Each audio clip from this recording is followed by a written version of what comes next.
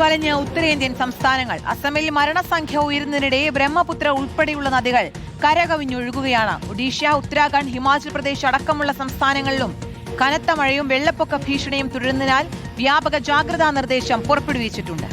Nobel Marikkaran ചേരുന്നു. Nobel, ഇപ്പോൾ എന്താണ് നിലവിൽ സാഹചര്യം?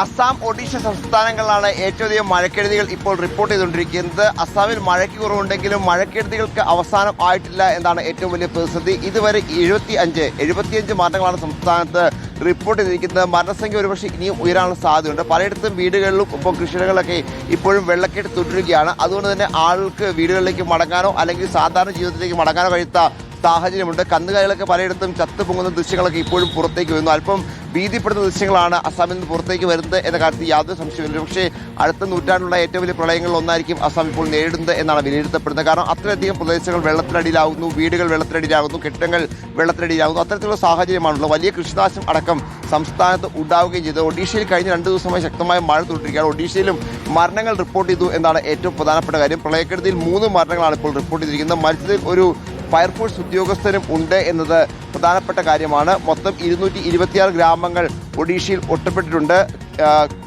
യോങ്ചർ ജില്ലയിലാണ് 3 മരണങ്ങൾ റിപ്പോർട്ട് ചെയ്തിരിക്കുന്നത്. ഒപ്പം മഹാനദി അടക്കമുള്ള പല നദികളിലും ജലനിരപ്പ് അപകടനിലയ്ക്ക് മുകളിലാണ് എന്ന വിവരം പുറത്തേക്ക് വരുന്നുണ്ട്. അസാമും ഒഡീഷയും കഴിഞ്ഞാൽ ഹിമാചൽ പ്രദേശ്, ഉത്തരാഖണ്ഡ് അടക്കമുള്ള സംസ്ഥാനങ്ങളിൽ ശക്തമായ മഴ മുന്നറിയിപ്പുണ്ട്. പ്രത്യേകിച്ച് കുന്നും മലയുമൊക്കെയുള്ള മലയോര മേഖലയാണ്. വലിയ തരത്തിൽ മണ്ണിടിച്ചിലടക്കം സാധ്യതകൾ ഇപ്പോഴും നിലനിൽക്കുന്നു. അതുകൊണ്ട് ജാഗ്രത പുലർത്തണം എന്നാണ് സർക്കാരുകൾ നിർദ്ദേശം നൽകുന്നത്. ദില്ലിയിൽ എന്താണെങ്കിലും ഇന്നിപ്പോൾ തെളിഞ്ഞ കാലാവസ്ഥയാണ്. ഇന്നലെയും മഴ വിട്ടുനിന്നിരുന്നു. എന്താണെങ്കിലും മഴയ്ക്കുള്ള സാധ്യത ദില്ലിയിലും പറയപ്പെടുന്നുണ്ട്. പക്ഷേ നിലവിൽ ഒരു മഴ മുന്നറിയിപ്പ് എന്താണെങ്കിലും ഉണ്ടെങ്കിലും അത്തരത്തിലൊരു സാധ്യത, പ്രത്യേകിച്ച് തെളിഞ്ഞ കാലാവസ്ഥയാണ് ദില്ലിയിൽ രാവിലെ എന്ന് വേണം വ്യക്തമാക്കാൻ. എന്താണെങ്കിലും അസാമും ഒഡീഷയുമാണ് വലിയ പ്രളയ ഭീതിയിലും പ്രതിസന്ധിയിലും തുടരുന്നത്. ഈ സംസ്ഥാനങ്ങൾക്ക് അടിയന്തര സഹായം അടക്കം ലഭിക്കുകയും ചെയ്യുന്നുണ്ടെങ്കിലും വെള്ളക്കെട്ട് പലയിടത്തും തുടരുന്നത് ജനജീവിതത്തെ പൂർണ്ണമായും സാധാരണയിലേക്ക് എത്തിച്ചിട്ടില്ല. പലയിടത്തും മരണങ്ങൾ കൂടുതൽ റിപ്പോർട്ട് ചെയ്യാൻ സാഹചര്യമുണ്ട് എന്ന് ഉദ്യോഗസ്ഥർ വിലയിരുത്തുകയും ചെയ്യുന്നുണ്ട്. ശരി, നോബൽ മാരിക്കാരനാണ് വിവരങ്ങൾ നൽകിയത്.